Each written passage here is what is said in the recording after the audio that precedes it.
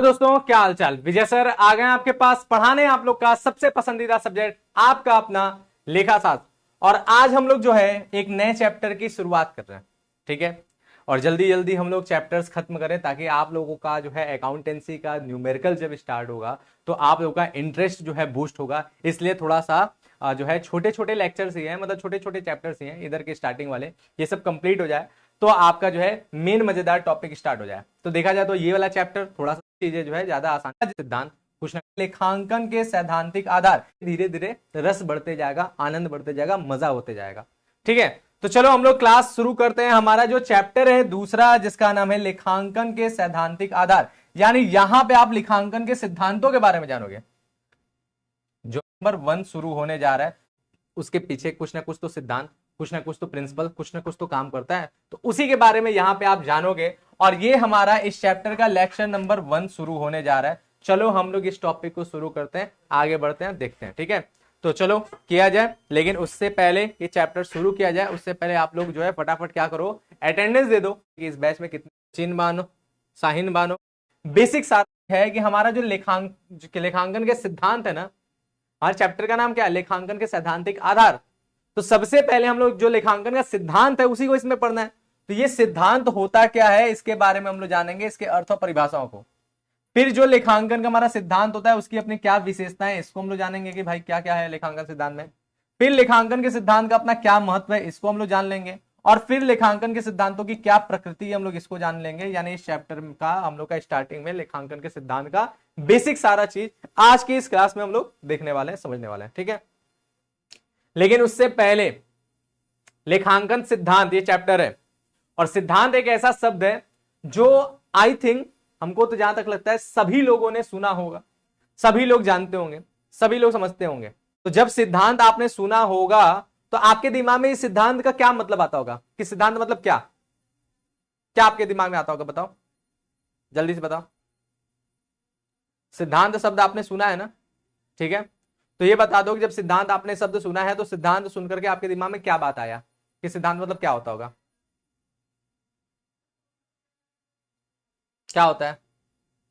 हाँ सुना है ना, तो बताओ क्या आपके दिमाग में क्या लगता है। हाँ रेगुलेशन, सत्यम कुमार ने क्यों, तो देखो करने के लिए क्या चीजें जरूरी लेखांकन का सिद्धांत है उससे पहले, ठीक है। तो चलो यहाँ पे आप लोगों ने जो लेखांकन के सिद्धांत को समझा जाना पढ़ा, तो क्या होता है लेखांकन के सिद्धांत इसको समझो। तो देखो जो हमारा लेखांकन का सिद्धांत है उससे पहले अगर हम केवल सिद्धांत की बात करें तो जैसा आप सभी ने बताया एकदम सीधी सी बताया, लेखांकन सिद्धांत का मतलब आप समझ लो थ्योरी। लेकिन किसी भी थ्योरी को सिद्धांत बनने के लिए क्या चीजें जरूरी होता है जान लेना। अगर हमें किसी भी चीज को सिद्धांत बोलना है तो सिद्धांत बोलने से पहले हमारा क्या होता है, उस चीज के बारे में एब्जॉर्प्शन होता है, मतलब कि समझ लो कि अवशोषण, यानी एब्जॉर्ब हम लोग करते हैं, ठीक है। जैसे कुछ हो रहा है दुनिया में, कुछ चीजें चल रहा है, उसको हमने देखा, परखा, समझा, और देखने परखने समझने के बाद हमने कुछ उसमें से एब्जॉर्ब किया, कुछ हमने उसमें से कुछ पॉइंट हमने निकाला, कुछ पॉइंट हमने समझा।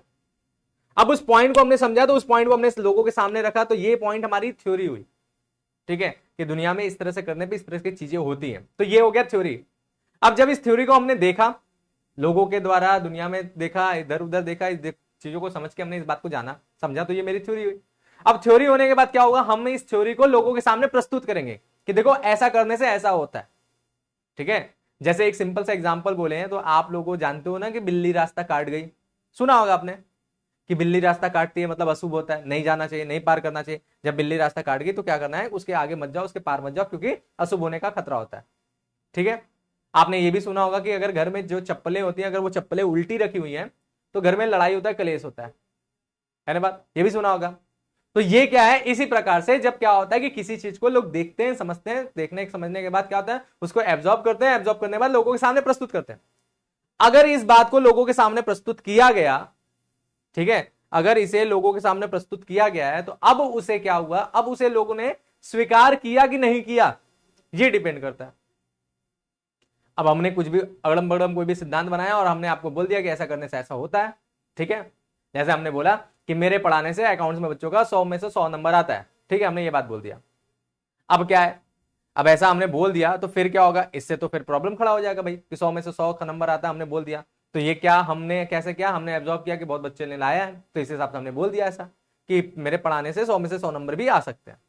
अब इसे आप मान रहे हो कि नहीं मान रहे हो, तो क्या होगा, हम अपने स्टूडेंट्स को बताएंगे, समाज को बताएंगे, दुनिया को बताएंगे। अब लोग क्या करेंगे, उसको चैलेंज करेंगे, नहीं ये नहीं हो सकता, इतने बच्चों को दे रहे पढ़ाने के लिए, इसमें से 100 में से 100 नंबर ले आइए, दिखा दीजिए ऐसा वैसा, तो ये चैलेंज होगा।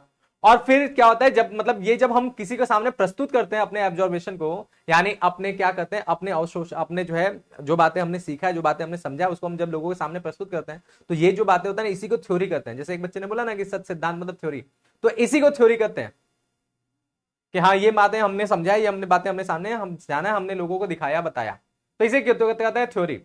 अब वो तब तक थ्योरी कहलाता है। अब लोगों के सामने जब हम प्रस्तुत करते हैं, तो प्रस्तुत करने के बाद क्या होता है, उसमें लोगों के आते हैं सवाल जवाब, लोग उस पर क्वेश्चंस खड़े करते हैं, लोग उसकी आलोचना करते हैं, ठीक है, सवाल जवाब आता है। अब उस सवाल जवाब के आंसर देते देते, समझाते समझाते, सारी बातें बताते बताते हम क्या करते हैं, लोगों को उस थ्योरी को मनवाते हैं। अगर सारी बातों को प्रूफ करते करते, समझाते मनाते, सब चीज करते करते लोगों को हमने उस बात को मनवा दिया और ज्यादातर लोग इस बात को मान लिए, तो जान तो क्या होता है, यही बन जाता है सिद्धांत। ठीक है, तो किसी भी सिद्धांत को बनाने के लिए क्या होता है, सबसे पहले हम लोग क्या करते हैं, एब्जॉर्ब करते हैं किसी चीज को, देखते हैं, समझते हैं, निचोड़ निकालते हैं, निचोड़ निकालने के बाद उसकी थ्योरी बनती है। ठीक है, एब्जॉर्ब करने को हम लोग अवलोकन भी कह सकते हैं, मतलब देखना समझना, ठीक है, अवलोकन। ठीक है, अवलोकन करते हैं, अवलोकन करने के बाद उसको थ्योरी बनाते हैं, और थ्योरी बना के बाद उसको लोगों के सामने प्रस्तुत करके उसको साबित करवाते हैं, सबसे सामान्यता मान्यता दिलवाते हैं कि वो मान ले उस चीज को। ठीक है, तो ये 3 घटनाएं जब पूरी हो जाती है, तो वही क्या हो जाता है, वही सिद्धांत बन जाता है। ये 3 चक्र से जो चीज पूरा होता है। ठीक, बात क्लियर हुआ, समझ में आया। तो इस तरह से हमारा जो है क्या होता है, सिद्धांत बनते हैं। ठीक है, इस तरह से क्या होता है, हमारा सिद्धांत बनते हैं। अब चलो हम लोग जो है चैप्टर वाइज चीजों को समझते हैं। तो सबसे पहले बात करते हैं कि हमारा जो सिद्धांत है उसका अर्थ क्या है, उसकी परिभाषा क्या है। तो देखो, सिद्धांत शब्द का प्रयोग किसी क्रिया को अपनाने के लिए बनाए गए सामान्य नियम अथवा कानून के लिए किया जाता है। अगर किताबी भाषा में समझाया जाए तो सिद्धांत का मतलब क्या होता है, सिद्धांत का मतलब होता है कि कोई भी, ठीक है, सिद्धांत का मतलब क्या होता है कि कोई भी हमारा ऐसा काम, कोई भी एक काम है, उस काम को लेकर के कोई सामान्य नियम बनाया गया है। सामान्य नियम का मतलब होता है ऐसा नियम जो समानतः लोग स्वीकार करते हैं। ठीक है, सामान्य नियम का मतलब हो गया ऐसा नियम जिसे सामान्यतः लोग स्वीकार करते हैं। जिस भी चीज को समानतः लोग स्वीकार करते हैं उसे हम लोग कहेंगे सामान्य नियम। ठीक है, सामान्य नियम बनाया और कानून बनाया, और उसी नियम और कानून के तहत अगर वो कार्य किया जाता है तो वही कार्य करने का सिद्धांत कहलाता है। किसी काम को करना है और उसके लिए सामान्य नियम और कानून बना दिया गया, तो उसी नियम और कानून के तहत अगर उस कार्य को किया जा रहा है तो उसे हम लोग सिद्धांत कहेंगे। ठीक है, बात डन है, समझ में आया। तो कोई भी ऐसा आप जान लो कि कोई भी अगर चीजें हम लोग का क्या होगा कि सामान्य नियम क्या होगा, समानता लोग स्वीकार करेंगे, समानता लोग मानेंगे, तो वही हमारा क्या होगा, सिद्धांत बन जाएगा।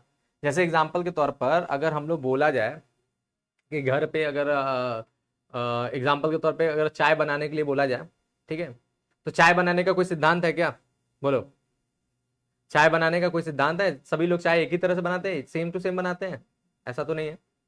कोई कुछ पहले डालता है, कोई कुछ पहले डालता है, कोई किसी चीज को कितने देर पकाता है, कोई किसी चीज को कितने देर पकाता है, सब अलग अलग तरीके से बनाते हैं, है ना। बात बात समझे। तो कोई सिद्धांत, कोई नियम कानून तो है नहीं, तो वहां समानता लोग मानते नहीं है। ठीक है, आप लोगों का पसंदीदा चीज मैगी, मैगी भी बनाते हैं तो क्या सब एक ही तरह के बनाते हैं? कोई कुछ पहले डालता है, कोई कुछ पहले डालता है, कोई कितने देर पकाता है, कोई कुछ कितनी देर पकाता है। तो उसमें भी क्या है, उसमें भी कोई सामान्य नियम सिद्धांत तो है नहीं। तो इसीलिए क्या होगा, इन सब खाना बनाने की चीजों में क्या होता है, कोई सिद्धांत नहीं है। अलग अलग अपने अपने हुनर के हिसाब से, अपने अपने टैलेंट के हिसाब से, अपने अपनी समझ के हिसाब से लोग बनाते हैं। लेकिन अगर हम बोले सड़क पे चलने की बात करें, तो सड़क पे चलते हैं तो किस तरफ से चलते हैं? सड़क पे चलते हैं तो किस तरह से चलते हैं? तो सड़क पे चलते हैं तो हम लोग बाएं तरफ से चलते हैं। सभी लोग बाएं तरफ से चलते हैं, क्योंकि ये कानून है, ये नियम है जिसे सब लोग स्वीकार कर रहे हैं। तो सड़क पे चलने का सिद्धांत क्या है कि बाएं तरफ से चलना चाहिए। ठीक है, तो ये क्या है, ये सिद्धांत है। बात समझ रहे हो। तो सिद्धांत के लिए क्या होना चाहिए कि किसी भी क्रिया को करने के लिए जो सामान्य कानून है, जो सामान्य नियम है, उसी को हम लोग सिद्धांत कहेंगे। ठीक, बात समझे। आगे क्या बोला है, इस आधार पर यह कहा जा सकता है कि वे नियम एवं प्रथाएं जो लेखांकन के मार्गदर्शक का कार्य करती हैं उसे ही लेखांकन का सिद्धांत कहते हैं। अभी तो समानता हम लोग सिद्धांत के मतलब को समझे। अब लेखांकन के सिद्धांत को अगर हम लोग समझने लगे तो लेखांकन का सिद्धांत क्या है? लेखांकन का सिद्धांत है कि जो भी लेखांकन का मार्गदर्शन करेगा, जिस नियम, कानून और प्रथाएं और मान्यताएं के जरिए लेखांकन करने का एक रूपरेखा पता चलेगा, लेखांकन करने का एक तरीका पता चलेगा, एक मार्गदर्शन मिलेगा, एक गाइडलाइन मिलेगा, तो उसी प्रकार की प्रथाओं मान्यताओं को क्या कहेंगे? लेखांकन का सिद्धांत कहेंगे। ठीक है, तो यह बात हो गया लेखांकन का सिद्धांत कर गया। अब इसी को दूसरे शब्दों में अगर हम लोग बोले तो लेखांकन का सिद्धांत क्या है, तो एकदम आसान तरीके से समझो। लेखांकन का सिद्धांत वो सामान्यतः मान्य दिशा निर्देश है। सामान्यतः मान्य दिशा निर्देश यानी जिसे अधिकांश लोग मानते हैं, क्योंकि सिद्धांत बनने के लिए बहुत इंपॉर्टेंट बात है कि उसे लोगों के द्वारा स्वीकृति पाएगा। सिद्धांत अगर हमने कुछ बोल दिया है और लोग स्वीकार ही नहीं कर रहे तो वो सिद्धांत किस काम का भाई? उस सिद्धांत का वैल्यू क्या है? उस सिद्धांत को लोग मानते ही नहीं है, उसको जो अपनाते ही नहीं, तो वो सिद्धांत नहीं कहलाएगा। सिद्धांत कहलाने के लिए सबसे इंपॉर्टेंट बात क्या है कि लोग उसको स्वीकार करें, लोग उसको माने, है ना बात? तो यही बात आपको समझना है। तो इसीलिए दूसरे शब्दों में क्या बोला है? दूसरे शब्दों में बोला है कि लेखांकन के समय जो वित्तीय व्यवहार होते हैं, यानी व्यवसाय में जो सौदे होते हैं, मौद्रिक लेन देन, वित्तीय व्यवहार, उनको सही दिशा निर्देश प्रदान करने वाले सर्वमान्य नियम या सिद्धांत क्या कहलाते हैं? लेखांकन सिद्धांत कहलाते हैं। बस यहां पे आपको सर्वमान्य शब्द नहीं होना चाहिए बल्कि सामान्य होना चाहिए। सामान्य मान्य, सर्वमान्य मत लिखना। सर्वमान्य मतलब सभी के द्वारा मान्यता प्राप्त ना। लेखांकन के सिद्धांत कोई भी सर्वमान्य नहीं है, सबके द्वारा मान्यता प्राप्त नहीं है। सामान्य मान्य यानी अधिकांश लोग उसको मानते हैं। ठीक है, तो लेखांकन में जो वित्तीय व्यवहारों का लेखा होता है, उसे लेखा करने के लिए जो समानता मान्य दिशा निर्देश है, समानता मान्य नियम और कानून है, उसी प्रकार के कानून नियम को सिद्धांत को क्या कहते हैं हम लोग? लेखांकन सिद्धांत कहते हैं। यही हो गया हमारा लेखांकन सिद्धांत का अर्थ। धन्यवाद, समझ में आया? ठीक है, आगे बात समझ में? चलो अब इसी को कैसे बता रहा है, तो American institute of certified public accountants, ये जो है एक संस्था है, उसने कैसे बताया कि लेखांकन सिद्धांत का अर्थ क्या होता है। तो उनके शब्दावलियों में, लेखांकन की शब्दावलियों में कैसे बताया गया? सिद्धांतों को गतिविधि के मार्गदर्शक, व्यवहार अथवा संचालन के आधार की तयशुदा पृष्ठभूमि के रूप में परिभाषित किया गया। तो यहां पर American institute of certified public accountants, ये जो संस्था है, इन्होंने लेखांकन सिद्धांत को क्या बोला है? इन्होंने लेखांकन सिद्धांत को बोला है कि ये क्या है? ये लेखांकन की जो गतिविधि है, यानी लेखांकन की जो क्रियाएं हैं, उस गतिविधि के मार्गदर्शक है, यानी लेखांकन की क्रियाओं के मार्गदर्शक हैं, गाइडलाइन है जिसके तहत लेखांकन को करना है। ठीक है, ये है। तथा वो व्यवहार अथवा संचालन, तथा जो हमारा लेखांकन व्यापार के अंदर जो हमारा लेन देन हो रहा है, जो व्यवहार हो रहा है, और उस व्यवहार को जब हम अपने बुक ऑफ अकाउंटिंग में लिख रहे हैं, लेखांकन की पुस्तकों में लिख रहे हैं, और उसका जिस प्रकार से हम संचालन कर रहे हैं, तो उसके लिखने और संचालन के लिए जो आधार की तयशुदा, यानी उसके लिए जो आधार बना है, बेस बना है कि इसी तरह से आपको काम करना है, उसका तयशुदा यानी पहले से जो सेट है, उसकी पृष्ठभूमि के रूप में, यानी पहले से जो सेट है, जो बैकग्राउंड बना हुआ है कि इसी तरह से हमें लेखांकन करना है, उसी लेखांकन करने की जो पृष्ठभूमि है, उसी को हम लोग लेखांकन सिद्धांत कहते हैं। तो ये भी एक तरह से वही बात है। ठीक है, इससे अच्छा शब्द आपको मिल जाएगा किसका? रॉबर्ट एन एंथोनी ने। इन्होंने कैसे बोला लेखांकन की सिद्धांत क्या है? तो इन्होंने बड़ा आसान बताया कि लेखा विधि के नियमों एवं प्रथाओं को ही समांतर लेखांकन सिद्धांत कहते हैं। जो लेखा नियम है, जो लेखा विधि है, लेखा करने की जो विधियां हैं, लेखा करने के जो तरीके हैं, उनको जो हम लोग नियमों और प्रथाओं में व्यक्त करते हैं कि उन्हें किस प्रकार से किया जाए, तो उसके लिए क्या नियम है, उसके लिए क्या प्रथाएं यूज होता है, उन्हीं नियमों एवं प्रथाओं को ही लेखांकन सिद्धांत कहते हैं। ठीक है, बात समझ में आया? लेखांकन सिद्धांत क्या है, सबको समझ में आया? डन है? बोलो, क्लियर है क्या कि लेखांकन सिद्धांत क्या होता है? चलो बता दो तो एक बार, कितने बच्चों को समझ में आया? लेखांकन सिद्धांत को इसी को क्या कहते हैं? लेखांकन। तो चलो भाई, यहां तक बात है।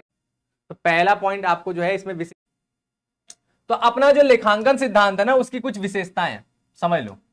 लेखांकन सिद्धांत की अपनी कुछ विशेषताएं हैं। तो पहला पॉइंट आपको जो है इसमें विशेषताएं जब पढ़ोगे तो लेखांकन सिद्धांत को और बेहतर तरीके से जान पाओगे कि लेखांकन सिद्धांत एक्चुअल में है क्या। ठीक है, विशेषताओं के जरिए इसे और आराम से और अच्छे तरीके से समझ पाओगे। जिसमें जो लेखांकन सिद्धांत की जो विशेषता में सबसे पहली विशेषता देखा जाए तो लेखांकन सिद्धांत क्या? मनुष्य द्वारा निर्मित है। बात समझे? लेखांकन सिद्धांत जो है मनुष्य द्वारा निर्मित है। अब बोलोगे ये क्या मतलब है? सारे सिद्धांत तो मनुष्य ही निर्मित करता है, कौन सा सिद्धांत ऐसा है जो बाहरी लोग निर्मित करता है ना? बात ये दिमाग में आता होगा। ठीक है भाई, रोबोट भी कोई सिद्धांत निर्मित करता है क्या? मनुष्य द्वारा निर्मित का मतलब क्या हुआ? देखो, कुछ ऐसे सिद्धांत होते हैं जो प्रकृति द्वारा निर्मित है, प्राकृतिक सिद्धांत है, जो होगा ही होगा। ठीक है, जैसे क्या? जैसे जब ठंड लगेगी तो आदमी सिकुड़ेगा ही सिकुड़ेगा। ठंड में सिकुड़न होता ही है, ठंड लगती है, महसूस होती है ना बात। ये सबके साथ होता है, हमारे साथ, अन्य जानवरों के साथ, सबके साथ, ठीक है। किसी को ज्यादा किसी को कम लगता है, वो बात अलग है, लेकिन ये प्रकृति है, प्रकृति का सिद्धांत है, ऊपर वाले ने बना के ये सिद्धांत दिया हुआ है, ठीक है। कोई मनुष्य ने इस सिद्धांत को नहीं बनाया, बात समझे। तो इस तरह से क्या होता है, सिद्धांत दो तरीके के हो सकते हैं, एक प्राकृतिक सिद्धांत जो प्रकृति के द्वारा बनाया हुआ, और एक हमारा मनुष्य द्वारा निर्मित सिद्धांत जिसे मनुष्य ने बनाया। तो लेखांकन का सिद्धांत किस प्रकार का सिद्धांत है, तो लेखांकन का सिद्धांत कोई प्रकृति के द्वारा बनाया गया नहीं है, क्योंकि लेखांकन खुद ही प्रकृति के द्वारा बनाया गया नहीं है, लेखांकन भी तो मनुष्य ने ही बनाया है, ये लिखने की क्रियाविधि।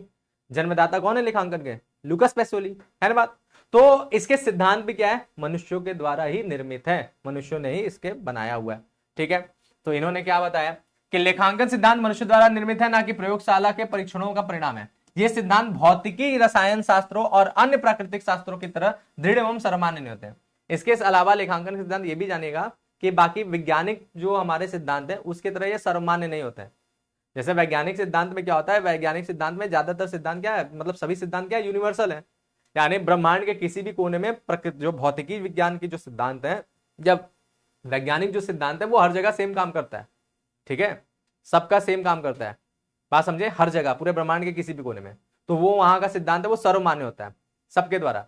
लेकिन हमारा जो लेखांकन का सिद्धांत है वो उसकी तरह सर्वमान्य नहीं है, और उसके तरह ना ही प्रयोगशाला में बनाया गया सिद्धांत है, प्रयोग करते हुए लैब में क्रिएट नहीं किया गया, बल्कि ये क्या है, हमने क्या बोला, अवलोकन के द्वारा मिलता है, देख देख के समझ के सीख के सब बनता है, ठीक है। तो इसी तरह ये सर्वमान्य नहीं है।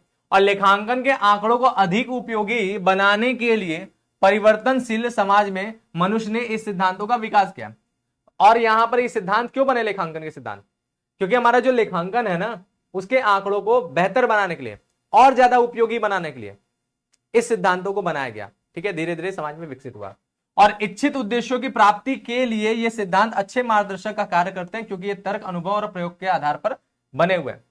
और ये जो लेखांकन सिद्धांत बने ये किस लिए बने, कुछ उद्देश्य है लेखांकन का उसे पूरा करने के लिए, ठीक है, लेखांकन के कुछ उद्देश्यों को पूरा करने के लिए इन्हें बनाया गया। और ये क्या है, ये एक अच्छा मार्गदर्शक है, और उसी के आधार पे लेखांकन का कार्य होता है, जिससे लेखांकन के द्वारा, और ये सिद्धांत की जो उत्पत्ति है वो तर्क, अनुभव और प्रयोग के आधार पर होता है। और इन सिद्धांतों का प्रयोग करके लेखांकन में एक रूपता आता है, बहुत सी चीजें अच्छी बात होती है, इसी में आप सीखे हुए भी आगे करके, तो इसलिए भी इसका जन्म हुआ है, ठीक है। ये विज्ञान की तरह नहीं हुआ है कि जो है न्यूटन भाई साहब बैठे हैं, खोपड़ी पे क्या गिर गया, सेब गिर गया, उन्होंने समझ लिया, अच्छा, यानी हमारी जो धरती है वो चीजों को आकर्षित करती है, यानी इसके पास कोई ना कोई आकर्षण का बल है, ठीक है। उन्होंने ये गुरुत्वाकर्षण बल के बारे में बता दिया, है ना बात, ग्रेविटी के बारे में उन्होंने खोज कर दिया, बता दिया, ठीक है।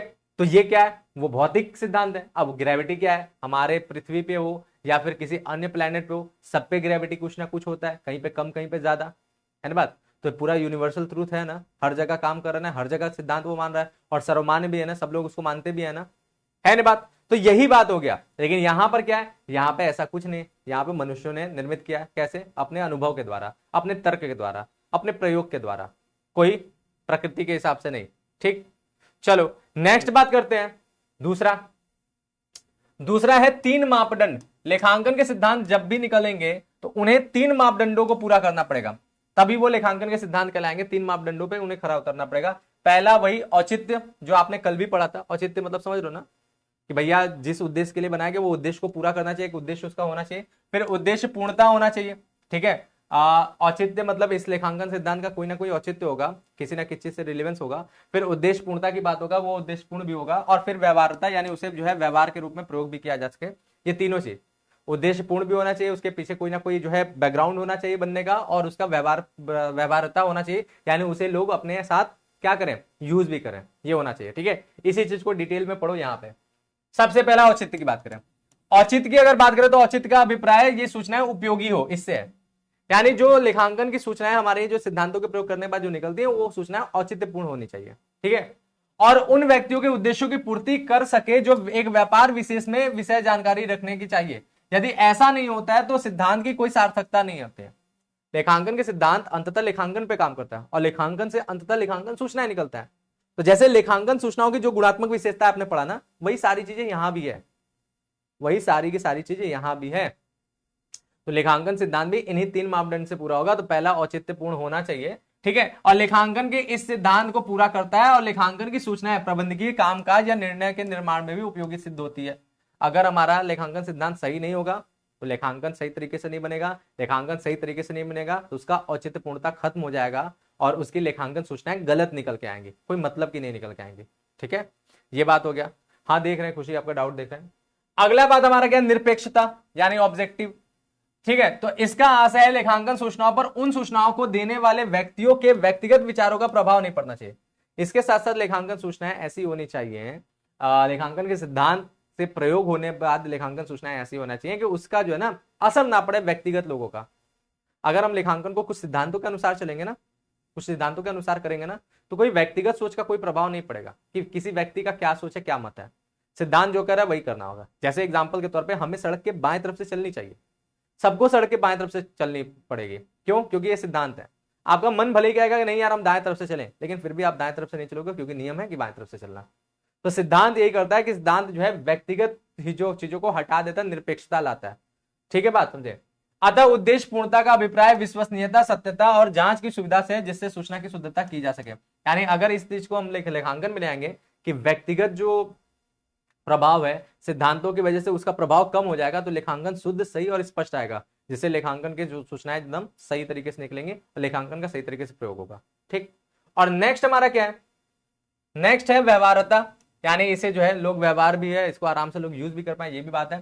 तो इसका अभिप्राय ये सिद्धांत बिना किसी जटिलता और अतिरिक्त व्यय के प्रयोग किए जा सके। इसका मतलब समय, श्रम, लागत से है जो लेखांकन सूचनाओं को प्रदान करने में लगता है। इसका संबंध संभावित उपयोग, प्राप्त होने वाले लाभों के संबंध में शुद्धता से भी है। यानी सीधे सीधे आप व्यवहार्यता में ये बता सकते हो कि लेखांकन का सिद्धांत ऐसा होना चाहिए जिसे सभी लोग आराम से यूज कर पाए।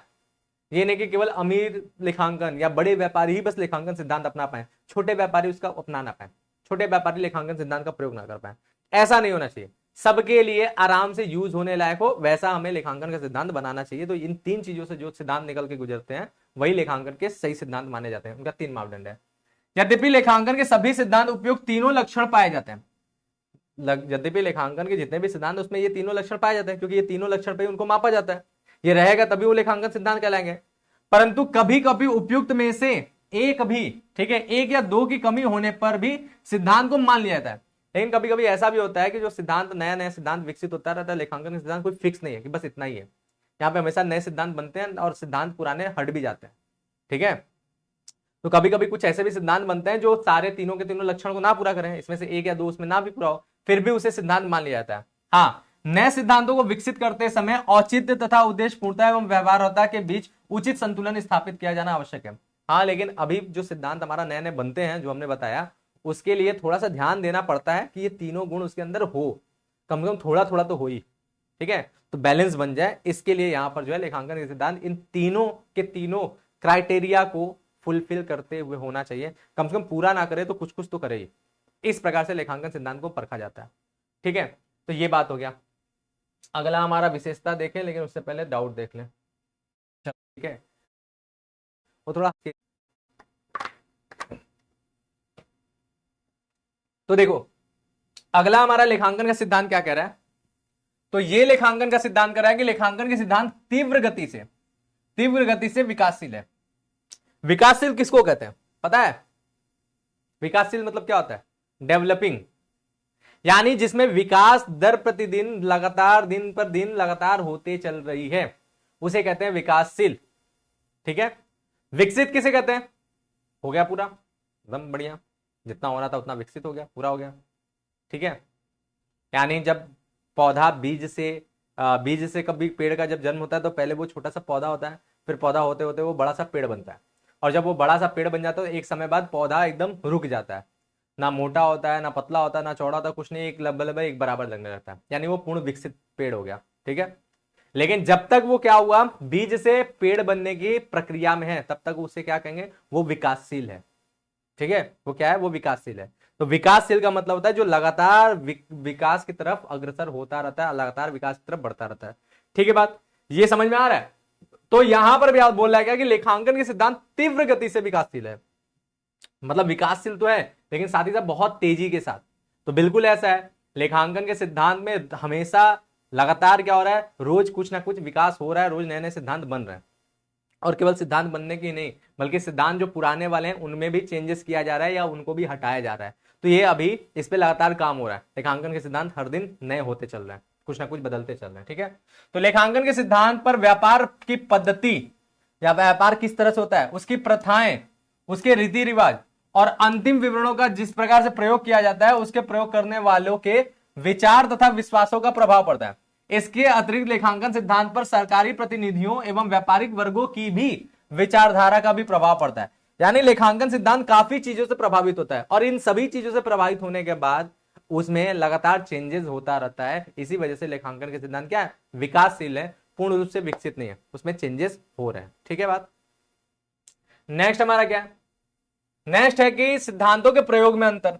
इसके साथ साथ अगला बात यह है कि लेखांकन का जो सिद्धांत है ना, उसका प्रयोग में भी अंतर है।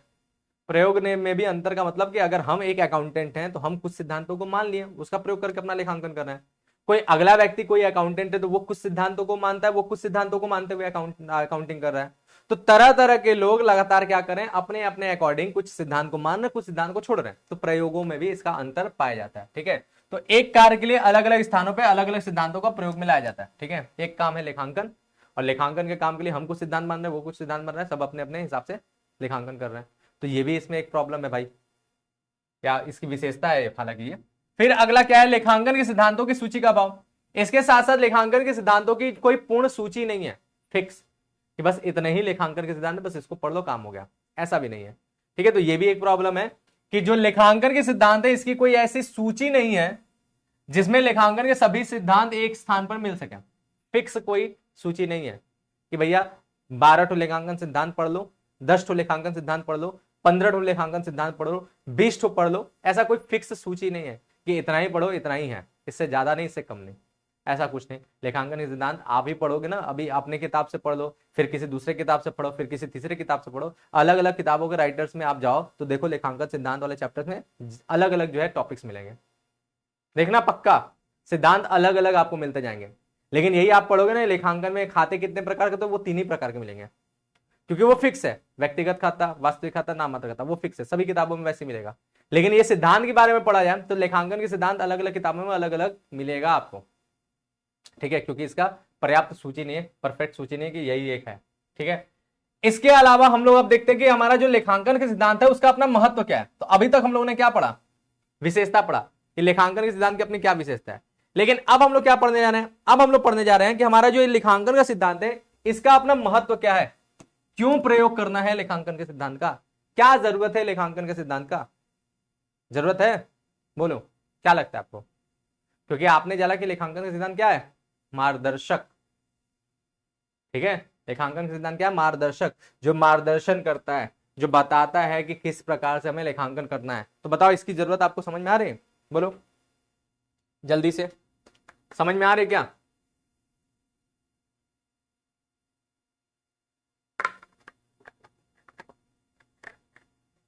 अगर लेखांकन सिद्धांतों के महत्व को देखा जाए तो बहुत से इसके महत्व हैं, उसको हम लोग पॉइंट वाइज समझा जाए तो सामान्य स्वीकृत जो लेखांकन सिद्धांत होते हैं वो भौतिक, रसायन अथवा अन्य प्राकृतिक विज्ञान की तरह पूर्ण एवं सत्य एवं निश्चित नहीं होते। ये बात हमने बोला भी है कि भाई भौतिक सिद्धांत की तरह नहीं है, फिर भी ये महत्वपूर्ण बने हुए हैं और इसके महत्व को हम लोग इस तरह से पॉइंट वाइज समझ सकते हैं। इसके सारे महत्व को हम लोग पॉइंट वाइज धीरे धीरे समझ सकते हैं। जैसे सबसे पहला क्या है, सबसे पहला बोला है कि लेखों में एक रूपता सिद्धांतों का इसलिए जरूरी है ताकि एक रूपता आ जाए, है ना बात। अगर देखो पूरी की पूरी दुनिया अगर लेखांकन के सिद्धांत को अपना ले और सिमिलर सिद्धांत को अपना ले तो क्या होगा, पूरी दुनिया एक जैसा नहीं उसका अकाउंटिंग मिलेगा, एक जैसा मिलेगा कि नहीं। अभी आप जब जनरल एंट्री पढ़ोगे ना तो आप जनरल एंट्री जब देखोगे तो जनरल एंट्री के जो रूल है कि कौन सा खाता डेबिट होगा, कौन सा खाता क्रेडिट होगा और किस तरह से जर्नल लिखा जाएगा, आप इंडिया में पढ़ोगे तब भी वैसे ही मिलेगा। और आप पूरे विश्व के किसी और कोने में भी जाके अगर कॉमर्स पढ़ते हो और अकाउंट्स पढ़ते हो वहां भी सेम एंट्री मिलेगा। एक रूपता आया ना, क्यों आया, क्योंकि नियम वही है, दोहरा लेखा प्रणाली के आधार पर करते हैं, सबके सब उसी तरह से लेखांकन करते हैं, तो बात आया ना, इसीलिए एक रूपता आया। तो एक रूपता लाने के लिए हमारा क्या है, लेखों में एक रूपता लाने के लिए सिद्धांत की आवश्यकता है, क्योंकि सिद्धांत क्या है, एक सही तरीके से मार्गदर्शन दिया, एक दिशा निर्देश दिया जिसको फॉलो करते हुए अपने लेखांकन करना है, तो ऑटोमेटिकली एक रूपता आ जाएगा। ठीक, दूसरा बात क्या है, दूसरा है लेखापाल पर नियंत्रण। दूसरा हमारा लेखांकन सिद्धांत इसलिए जरूरी है कि इसके जरिए जो अकाउंटेंट होता है उसको थोड़ा बांधा जा सकता है, उस पर नियंत्रण किया जा सकता है। क्यों? क्योंकि अभी जस्ट आपने जाना क्या कि हमारा जो लेखांकन है उसमें व्यक्तिगत निर्णयों का भी प्रभाव पड़ता है, व्यक्तिगत सोच का भी प्रभाव पड़ता है, किसी व्यक्ति विशेष का भी प्रभाव पड़ता है अकाउंटेंट कि उन्हें क्या मन कर रहा है क्या लिखने का, और क्या मन कर रहा है क्या सिद्धांत अपनाने का, क्या सिद्धांत अपनाने का नहीं। तो इसलिए क्या होता है, लेखांकन थोड़ी सी बदल जाता है लोगों के अनुसार। लेखांकन क्या होता है, थोड़ा बदल जाता है। लेकिन जब लेखांकन सिद्धांत के आप प्रयोग करने लगोगे तो ऑटोमेटिकली क्या होगा कि लेखापाल यानी अकाउंटेंट क्या होंगे, उन सिद्धांतों के आधार पर नियंत्रित हो जाएंगे। उन्हें बता दिया जाएगा कि इसी तरीके से लेखांकन करना है, तो फिर वो अपना मनमानी नहीं कर सकते, उन्हें बस उस रास्ते को अपनाना है, उसी रास्ते को अपना के अपना लेखांकन करना है। तो एकरूपता लाया जाएगा, मनमाना ढंग रोका जाएगा। ठीक है, फिर इसके बाद नेक्स्ट बात क्या है, नेक्स्ट है वास्तविक स्थिति का ज्ञान। इसके साथ साथ अगर आप लेखांकन सिद्धांत को अपनाओगे तो लेखांकन सिद्धांतों के अपनाने से जो हमारे अकाउंटिंग होगा, लेखांकन होगा, वो शुद्ध, स्पष्ट, सही और सटीक होगा। कोई लेखापाल का अपने मनमानी चलेगा नहीं, किसी का अपना मन का मतलब बात होगा नहीं। जो बातें जिस तरह से लिखना है, जैसे करना है, वैसे एकदम सही तरीके से लेकर चलना ही है, उसी सही तरीके से लेकर के बात बढ़ना है। तो जब सारी चीजें सही एकदम स्पष्ट तरीके से चलेगा तो जो व्यापार है, और उस व्यापार का जब आपने लेखांकन किया तो उस लेखांकन से जो भी निष्कर्ष निकलेगा, जो भी चीजें निकलेगा, वो क्या बताएगा, वो वास्तविक स्थिति को दर्शाएगा, ना कि झूठ। जो सही स्थिति है, जो वास्तविक स्थिति, वही को दर्शाएगा, कोई झूठ नहीं दर्शाएगा। झूठ मूठ का आपके व्यापार को बहुत अच्छा नहीं बताएगा, जो व्यापार की जो परफेक्ट स्थिति जो है इस समय की, वही आपको बताएगा। ठीक, नेक्स्ट बात देखो, नेक्स्ट है कि पथ प्रदर्शक या फिर मार्गदर्शक का कार्य। ये तो भाई लेखांकन के सिद्धांत का नाम ही है। भाई लेखांकन के सिद्धांत को हम लोग इसी तरह जानते हैं कि लेखांकन का सिद्धांत क्या है, लेखांकन का सिद्धांत पथ प्रदर्शक है, यही तो हम लोग जानते हैं। लेखांकन का सिद्धांत मार्गदर्शक है, यही तो हम लोग जानते हैं। ठीक है, कि भैया वो पथ प्रदर्शक है, मार्गदर्शक है, वो बताता है कि किस तरह से काम करना है, तो उसका भी काम है, इसलिए भी इसका महत्व है। नेक्स्ट बात, नेक्स्ट हमारा बोलता है कि व्यवसायिक प्रगति की जानकारी। इसके साथ साथ लेखांकन का सिद्धांत सही तरीके से प्रयोग करने पे आपके व्यापार की वास्तविक स्थिति का ज्ञान पता चलता है, और उसी के साथ साथ व्यापार की प्रगति का भी वास्तविक ज्ञान पता चलता है कि व्यापार आपका बढ़ रहा है कि व्यापार घट रहा है।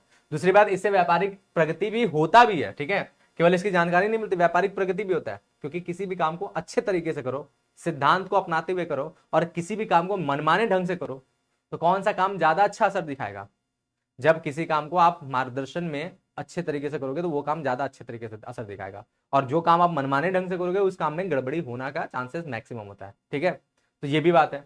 नेक्स्ट हमारा क्या है, नेक्स्ट हमारा लेखांकन सिद्धांतों की अब प्रकृति की बात करते हैं। ठीक है, बात यहां तक समझ में आया सबको? बोलो यार, आप लोग यार जब ये बैच की शुरुआत हुई, ठीक है, और पढ़ने वाले बच्चे थे, बड़ा मतलब कि इधर उधर की बातें करो, करने के उद्देश्य से इधर की बातें करोगे, इधर उधर की चीजें करोगे, और आप होता है। तो हम अगर एक्शन बार बार हमारा इंटरेस्ट जाएगा, रहता है, दो किताबों को फॉलो होता है। ठीक है, तो चलो भाई, और किसको कौन से पॉइंट में प्रॉब्लम है तो आप क्या करोगे। तो अब बात करते हैं हम लोग लेखांकन के सिद्धांतों की प्रकृति। तो जब प्रकृति की बात करेंगे ना, तो ये प्रकृति बहुत हद तक विशेषता से मैच करेगा। जो आपने विशेषताएं पढ़ा ना, तो ये विशेषताएं से बहुत हद तक मैच करेगा। तो इसीलिए आप अगर प्रकृति याद कर लेते हो तो विशेषताएं छोड़ दो, कोई दिक्कत नहीं है, विशेषताएं में भी प्रकृति डालना है। और अगर विशेषताएं याद कर लेते हो तो प्रकृति को छोड़ दो। ठीक है, फिर प्रकृति को छोड़ दो, आप आराम से जब भी प्रकृति पूछेगा विशेषताएं डाल देना। लेकिन हमारी मानने में मानना कि आप प्रकृति याद करना, विशेषताएं छोड़ देना, क्योंकि प्रकृति में आपको थोड़ा सा ज्यादा अच्छा पॉइंट मिलेगा। ठीक है, और विशेषताएं में आपको थोड़ा सा कम पॉइंट था, तो आप हमेशा प्रकृति याद करना, अगर विशेषता भी पूछेगा तब भी सिमिलर पॉइंट डाल देना, कोई नंबर नहीं कटेगा, सारी बातें वही हो जाएगा। ठीक है, चलो तो समझते हैं हम लोग क्या कि हमारा लेखांकन के सिद्धांतों की प्रकृति क्या है। तो सबसे पहला बोला है मनुष्य द्वारा निर्मित, बताया था ना, बताया था कि नहीं विशेषता में, कि भाई ये सिद्धांत क्या मनुष्य द्वारा निर्मित है, कोई प्रकृति के द्वारा बनाया गया सिद्धांत नहीं है, कोई जो है भौतिकी सिद्धांत नहीं है। ठीक है, जो यूनिवर्सल काम करे। दूसरा हमारा क्या, विस्तृत दिशा निर्देश, बताया था ना, ये क्या है, ये सामान्य दिशा निर्देश है, विस्तृत दिशा निर्देश है, जिसे समानता विश्व में सभी लोग मान रहे हैं। ठीक है, अधिकांश लोग मान रहे हैं, तभी वो सिद्धांत बना है। तो सामान्य दिशा निर्देश है, ज्यादातर लोग इसको मान रहे हैं, इसलिए वजह से जो हमारा ये सिद्धांत बना हुआ है। अगला क्या है, सर्वमान्य स्वीकृति नहीं, आया ना, सर्वमान्य स्वीकृति नहीं, सभी नहीं मान रहे। हमने जब भी बोला देखो सभी मान रहे, ये बात नहीं बोला, हमने क्या बोला, सिद्धांत को सामान्यतः लोग मान रहे हैं, यानी अधिकांश लोग मान रहे हैं, सभी नहीं मान रहे हैं। ठीक है। तो इसीलिए सर्वमान्य नहीं है बल्कि क्या है, सामान्य मान्य है। दोनों में अंतर समझना, ठीक है। सामान्य मान्य है। जैसे एग्जांपल के तौर पे मान लो कि पूरा जो है दुनिया में 100 लोग हैं, ठीक है। पूरी दुनिया में मान लो 100 लोग हैं, हमने कोई सिद्धांत रखा, उस सिद्धांत में 100 में से जो है कुछ मतलब 60 70 80 लोग उसको मान रहे हैं, ठीक है। तो वो हमारा सिद्धांत है, तो वो सिद्धांत कैसा मान्य कहलाएगा, सामान्य मान्य कहलाएगा। लेकिन हमने कोई सिद्धांत रखा, उसे 100 के 100 लोग पूरे मानते हैं, तो वो कैसा सिद्धांत कहलाया, वो सर्वमान्य कहलाया। जब सभी मानने लगेंगे तो सर्वमान्य हो जाएगा, जब अधिकांश मानेंगे तो सामान्य मान्य कहलाता है। तो लेखांकन के सिद्धांत कैसे, सामान्य मान है ना कि सर्वमान्य, ठीक है। बात डन है, तो ये बात समझ में आया। नेक्स्ट हमारा देख लो विकासशील। समझ में आ ही रहा है कि लेखांकन के सिद्धांत विकासशील भी है, लगातार इसमें विकास हो रहा है देश की स्थिति के अनुसार, रीति रिवाज के अनुसार, पेशेवर संस्थाओं के अनुसार, व्यापार के अंदर जो बार बार लगातार चेंजेस हो रहा है उसके अनुसार, व्यापारिक जो है गतिविधियां लगातार जो है जटिल हो रही हैं उसके अनुसार।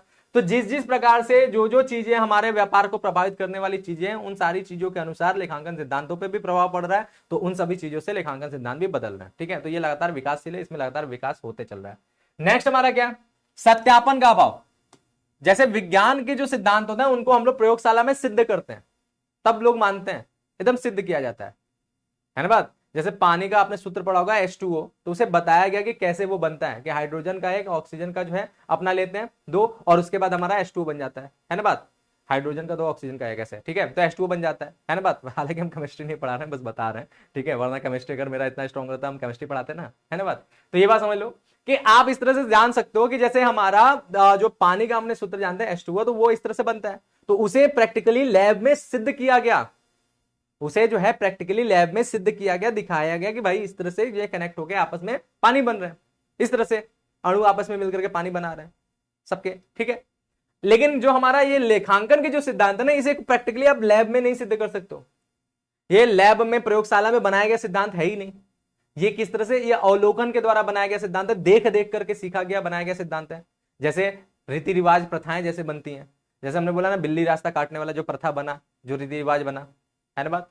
जैसे बाकी आप लोग के घर में भी बहुत सी कहावतें, बहुत सी बातें होंगी कि इस तरह से करोगे तो ये हो जाएगा, उस तरह से करोगे तो ये हो जाएगा, इस तरह की बातें जो होती हैं, ये सब क्या है, ये सब अवलोकन के द्वारा होता है, लैब में सिद्ध थोड़ी ना होता है।